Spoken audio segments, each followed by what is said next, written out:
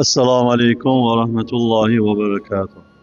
Aziz ve değerli kardeşlerim, muhterem Müslümanlar, bugünkü cüme hutbemizin mevzusu insan hakkında olacaktır.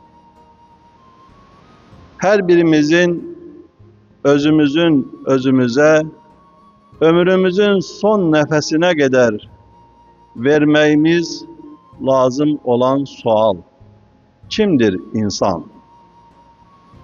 Allah Resulü sallallahu aleyhi ve aleyhi ve sellem bir hadis-i şerifinde buyurur ki: "Men arafe nefsehu fekad arafe rabbehu."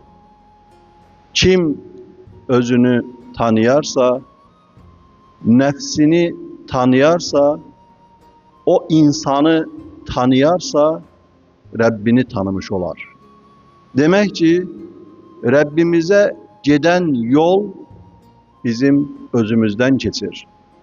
O öz ki Uca Rabbimiz Kur'an-ı Kerim'in bir ayetinde buyurur: "Men kişiyle onun özünün arasına girerim." Bu ayelere şerh vermek bizim haddimize değil. Sadece hatırlatma babında bu kimi ağır ayeleri düşünək diye, tefekkür edək diye seslendirirəm. Ne demekti? Biz kimi, hansı güce, hansı potansiyala, hansı kabiliyete sahibik ki Uca Rabbimiz buyurur: "Men kişi ile onun özünün arasına girerəm." Başka bir ayette ise buyurur: "Men size şah damarınızdan yakınam." Allah'ın yakın olduğu değerdir insan. Allah'ın erşinin yere ve göğe sığmadığı ama mümin bir kulumun kalbine sığaram dediği varlıktır insan. Bu bakımdan Uca Rabbimiz Kur'an-ı Kerim'in bir ayetinde böyle buyurur: Bismillahirrahmanirrahim. Ve iz qâle rabbuke lil melâiketi inni câilun fil ardi halife. Qâlû etec'alu fîhâ men yufsidu fîhâ ve yesfikud dimâ ve nahnu nusabbihu bihamdike ve nukaddisu lek. Kâle inni a'lemu mâ la ta'lemûn. Bir zamanlar hele yeryüzünde insan denilen bir varlık yok idi. Uca Rabbimiz meleklerine böyle bir hitap etti ve bunu öz Resuluna anladı Rabbimiz. Ey Resulüm, senin Rabbin meleklere "Men yeryüzünde bir halife canişin yaratacağım" dedikdə melekler biz sana şükrettiğimiz, şanine tarifler dediğimiz ve seni pak tuttuğumuz halda sen orada yeryüzünde fesat töredecek ve kan tökecek bir kes mi yaratmak istəyirsən? Söylediler. Allah onlara "Men bildiğim şeyi siz bilmirsiniz" diye buyurdu. Uca Rabbimiz meleklerle arasında olan o diyalogu Hazret Resulullah sallallahu aleyhi ve aleyhi ve selleme vahiy vasıtasıyla açır ve buyurur ki: "Ey Resulüm, bu insan kimdi? Ben bunu ne için yaratmışam?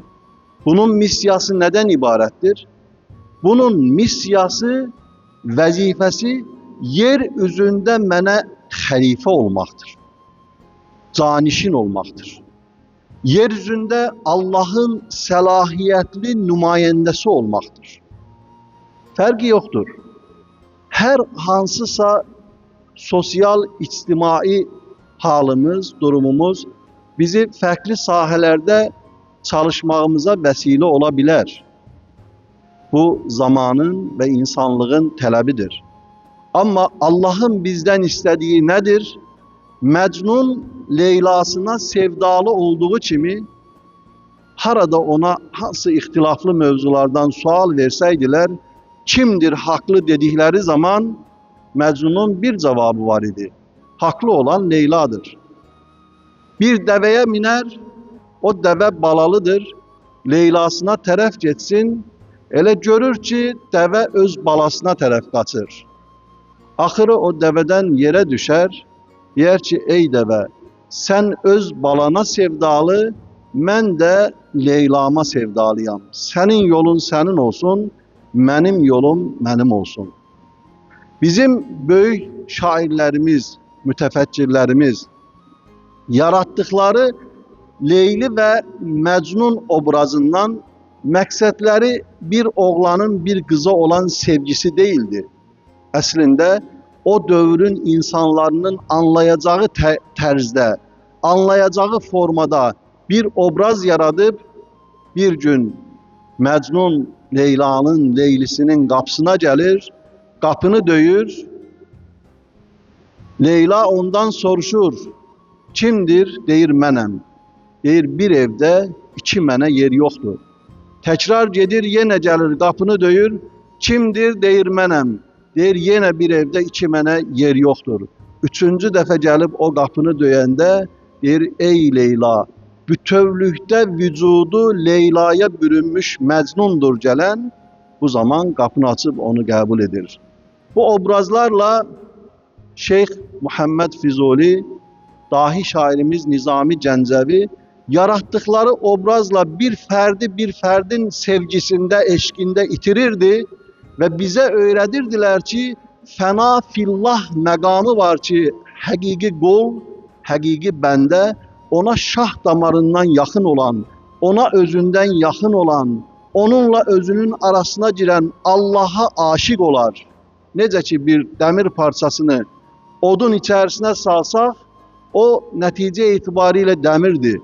Ama odun içerisinde bir müddet kaldığı zaman kızarar, oddan bir hisseye çevrilir. Əslində insanın varlığı ana bətnində olarkən 4 aylıqda uca Rabbimizin mən ona öz ruhumdan üfürdüm. Ruhun həqiqətinə gəldikdə isə o Allah'ın elminə məxsusdur deyib Allah Resuluna bu mövzuları bağlı saxlamağı insanın sir ve həqiqətini ortaya koymuş olur. Alimlerden biri buyurur ki, desem ki sana ey insan sen bütövlükte etten ibaretsen, sana haksızlık etmiş olaram. Desem ki sen bütövlükte sümükten ibaretsen, yine sana haksızlık etmiş olaram. Desem ki bedeninin 70% sudan ibarettir, sen sudan ibaretsen, yine sana haksızlık etmiş olaram. Kan desem haksızlık etmiş olaram. Bütövlükten madde deyip cisim toplusu desem haksızlık etmiş olaram. Ruhdan ibaretsen desem haksızlık etmiş olaram. Kalpten ibaretsen desem haksızlık ibaret etmiş olaram. Ve senin sirrin var, xəfin var. Allah Kur'an'da buyurur ki, sizin sinelerinizde sakladığınız sirlerden belə Allah xəbərdardır, Allah bilendir. Ələ ya'lemune ma la tef'alun. Məcər yaradan bilmez mi? Eğer ben sizi yaratmışamsa, düşüncenizden geçen sirrinizde, xəfinizdə neleri saklayıpsınız, neleri gizledipsinizse her bir şeyinizden xəbərdaram. Bunun için İmam Cəfər Sadiq aleyhisselam buyurur ki, El-qalbu haramallahi fela tuskin haramallahi gayrallah. İnsanın kalbi Allah'ın haremidir, Allah'ın məhrəmidir. Orada ondan geyrisine yer vermeyin. Ve uca Rabbimiz buyurdu ki, mən yeryüzünde bir halife yaradıram, bir canişin yaradıram. Bu halife canişin dediği zaman melekler sanki bir itiraz etmiş oldular. Sanki bir tereddütlerini ortaya koydular. Ey Rabbimiz, biz sana hamd ettiğimiz zaman, biz sana şükrettiğimiz zaman, biz senin şənine tarifler dediğimiz halda sen yeryüzünde fitne törədəcək, fesat törədəcək birilərini mi yaradırsan? Ne üçün belə deyirdi melekler? Çünki haqlı idilər deməkdə. Allahın yaratdığı elə mələklər var ki, kainat yarandığı gündən qiyamətə qədər onun halı ancaq qiyamda dayanmaqdır. Bəzi mələklər var ki, onlar rükuda dayanar. Kainat yaranandan qiyamətə qədər onun vəzifəsi odur. Bəziləri səcdə halında Allaha o cür həmd və sənalar edərlər ta qiyamət qopana qədər. Və Allahın huzuruna çıxdıqları zaman məhşər qopanda o nurdan olan vücudları tir-tir titrəyər ki, görəsən həqiqətən biz Allaha layiqli şəkildə, Allah istədiyi formada ona ibadət edə bildikmi? Allahın verdiyi əmrə, vəzifəyə layiqli şəkildə itaat edə bildikmi? İblis bir gün bir tacirlə yol yoldaşı olur. Sübh namazı olur, görür ki, həmin tacir namazını qılmadı. Zöhür olur, qılmadı. Əsr olur, qılmadı. Şam oldu, qılmadı. İşa oldu, qılmadı. Özünü saxlaya bilmir. Həmin tacirə qayıdır ki, sən nə qədər cəsarətli birisən. Deyir, nə üçün? Deyir, mənə Allah əmr etdi ki, Adəmə səcdə et. Mən Adəmə səcdə etmədim, o səcdədən boyun qaçırdım. Və bunun üçün də lənətləndim, Allah məni öz cənnətindən qovdu, uzaqlaşdırdı. Amma Allah sənə buyurur ki, mənə səcdə et, mənim qarşımda ibadət et, mənə qulluq et, sən Allaha səcdə etməkdən boyun qaçırırsan. Allahın qarşısında əyilməkdən boyun qaçırırsan və halın çox rahatdır. Mən Allahdan qorxuram, aqibətimdən qorxuram, axirətimdən qorxuram, bilirəm ki, lənətlənmişəm. Amma sən çox rahatsan və bu baxımdan uca Rəbbimiz buyurur ki, ey mələklərim, mən yer üzündə bir xəlifə yaradacağam. Mələklər etiraz qismində, tərəddüd qismində deyirlər ki, ey Rəbbimiz, yer üzündə fitnə tökən, fəsad törədən birini mi yaradırsan? Uca Rəbbimiz ayənin sonunda buyurur ki, İnni a'lemu mə la ta'lemun. Mənim bildiyimi siz bilmərsiniz. Nə üçün? Çünki həqiqətən də yer üzündə mələkləri heyrətə gətirəcək Allahın elə bir qulları var ki, onlar səcdə edərkən, onlar rüku edərkən, onlar dua edərkən, onlar Allah deyib özlərindən keçərkən, mələklər o halın qarşısında heyrətə gəlir və bir neçə yerdə insanın Həzrət Cəbrail əleyhissalamı belə təəccübləndirdiyi yer var ki, təəssüfləndirdiyi yer var ki, ey Rəbbim, bu insanların etdiyinə təəccüb edirəm və təəssüf edirəm ki, kaş ki, mən də insan olaydım. İnsan olub onlar kimi zikir məclisləri quraydım. İnsan olub onlar kimi insanlara xidmət edəydim. İnsan olub onlar kimi cənazə namazlarında iştirak edərdim. İnsan olub bunu edərdim, insan olub bunu edərdim. Uca Rəbbimiz bizi insan olaraq yarattı. Ayələrin birində buyurur ki, insan elə zənn edir ki, biz onu başıboş buraxdıq. Yəni, bəlkə də insanlığa peyğəmbərlər göndərilməsəydi, Uca Rəbbimiz tərəfindən insanlara bir haqsızlıq edilmiş olardı. Bəlkə Quran-ı Kərim olmasaydı, yenə insanlara qarşı bir haqsızlıq edilmiş olardı. Əhl-i Beyt olmasaydı, insanlara qarşı bir haqsızlıq edilmiş olardı ki, haqq və həqiqət insanlığa layiqli formada çatmazdı. Amma Rəbbimiz bizə yollar göstərdi. Quranda ayədə buyurdu ki, mən sizə hidayət yolunu göstərdim. İstəyirsiniz şükr edin, istəyirsiniz küfr edin. Yolu bizə Allah göstərdi. Bu hidayət yolu nədir ki, biz namazda neçə dəfələrlə İhdinəs sıratal müstəqim, Allahım bizi sıratel müstəqimə, doğru yola hidayət elə deyə dua edirik. Bir-birimizə bəzən Allah sənə hidayət versin deyə dua edirik. Və bu hidayəti, Allahın bizə olan yolu bəzən sadə, kiçik savab əməllərinin içərisində gizli oldu. Bəzən müstəhəb əməllərinin içərisində gizli oldu. Rəbbimiz buyurdu ki, qulum vacibləri yerinə yetirər, amma nafilələrlə mənə doğru yaxınlaşar. Rəcəb ayını arxada qoyduq. Hədislərdə gəlir ki, kim Rəcəb ayının son gününün orucunu tutarsa, 60 ilin savabını Allah ona verər. Hədisi eşidirik, oxuyuruq, keçirik. Nə üçün? Yəni bir gün mən oruç tutacağım, bir gün ac qalacağım, Allah mənə 60 ilin savabını verəcək.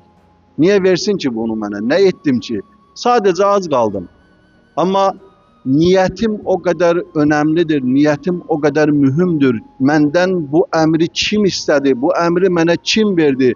O yeri görmək, o hedefi görmək, o bir günlük oruç vasitəsilə təqvanı əldə etmək, Allah'a yönəlmək mənə 60 illik bir mükafat qapısını açdı. Eyni şey artıq mübarək Şaban ayının içərisindəyik ki, Şaban ayına məxsusdur. Şaban ayının 15-ci gecəsi xüsusi olaraq bir bəraət gecəsidir, bağışlanmaq gecəsidir. Uca Rəbbimiz o gecədə də xüsusi bir qapı açar, kim o gecəni ihya edər, gündüzlərini oruç tutar, heyvanların tükünün sayı qədər buyurur, onlara savab verərəm. Qarşıda mübarək Ramazan ayı gəlir. Yəni, savab üstünə savab, mükafat üstünə mükafat. Amma ayələr çoxdur. Bəzən şikayət olur ki, cümə xütbəsi uzun olur. Ona görə sürətlə deyim, tamamlayayım xütbəmi. Uca Rəbbimiz buyurur ki, Bismillahirrahmanirrahim. Ya eyyuhel insanu ma garraka bi rabbikel kerim. Bu ayənin içərisində sanki bir Rəbbimizin hüznü var, sanki Rəbbimizin bir kədəri var, sanki Rəbbimizin bir heyrəti var insanın halına ki, ey insan, səni kərim olan Rəbbinə qarşı qürurlandıran nədir? Deyir, əstəğfurullah, mən Rəbbimi çox sevirəm, mən Rəbbimə mütiyəm, mən Rəbbimə qulluq edirəm. O qürurlanmaq bəzən qulun qula qarşı qürurlanmağı, insanı əzməsi, qapıya gələni boş qaytarması, qəlbini sındırması, o, bu gözümüzün qarşısında bütün insana xas olmayan fəsad əməlləri gətirdiyimiz zaman bu Rəbbə qarşı bir qürurlanmaqdır. Digər bir ayədə buyurur ki, İnnəl insənə li rabbihi ləkənud. Həqiqətən insan Rəbbinə qarşı çox nankordur. Tərifliyə bizi gətirdi. Sən xəlifəsən, sən canişinsən, sən busan, sən busan, sən busan, sən busan. İndi danlayır bizi. Sən deyir, nə üçün nankorsan? Niyə nankorluq edirsən? Nəyin müqabilində nankorluq edirsən? 70 yaşın var, 80 yaşın var, dünyanın malını yığıbsan, Allah yolunda alimler buyurur ki, o kadar verin ki, o 70 tamam olanda, 80 tamam olanda, 90 tamam olanda Əzrail aleyhisselam gəlib canını istəyəndə rahatlıkla onu verebilirsən. Ama böyük alimler buyururlar ki, dünya malına həris olup onu yığıb bir manatını belə Allah yoluna verebilmeyen insanlar can verərkə çox ağır can verirlər. Və hətta gedib müdür işlərdən soruşanda deyirlər ki, o can verən evin bir küncünə baxır, deyir onun xəzinəsinin açarı oradadır, onu gətirin başının altına qoyun, rahatlıqla canını verəcəkdir. Bir halda ki, kullu men aleyhə fən deyirik, hər şey fanidir. Və yəbqa vəchu rabbikə zülcəlali vəl-ikram. Aləmlərin Rəbbi olan, kərim olan Allah baqidir. Dünya fanidirsə, fani kimi yaşamağımız hanı. Allah baqidirsə, baqi üçün çalışmağımız hanı. 5 gün, 3 gün, 1 ay, 2 ay, bir ömürdə qismət olacaq hər hansısa bir rayonda gedib qala bilək, qala bilməyək, bütün sərvətimizin %30%'ını ora sərf edirik. Bəs əbədiyyət yurdu olan, baqi olan Allahın huzuruna gedərkən, ora üçün hazırladığımız qəsrlər, saraylar, villalar və bu aylar, Şaban ayı, Ramazan ayı fürsətdir ki, yenə Allahın ehtiyacı yoxdur. Deyil, 1 manat ver, 10 manat verin. 1 manatın bir buğdaya benziyir, 7 sümbül gətirər, hər sümbülündə 100 dənə olar, 700 mislini verərəm. Allah sənin qarşında minnətçi qalmaz. Amma sən ver, Allah üçün yardım et. Ətrafında, sağında, solunda olan insanları görməzdən gəlmə. Əhsin kəmə əhsənallah. Allah yolunda ihsan et ki, Allah da sənə ihsan etsin. Necə ihsan et? Allah buyurur ki, mən sənə necə ihsan edirəmsə, sən də o cür ihsan et. Cüməniz mübarək olsun. Cümləniz mübarək olsun.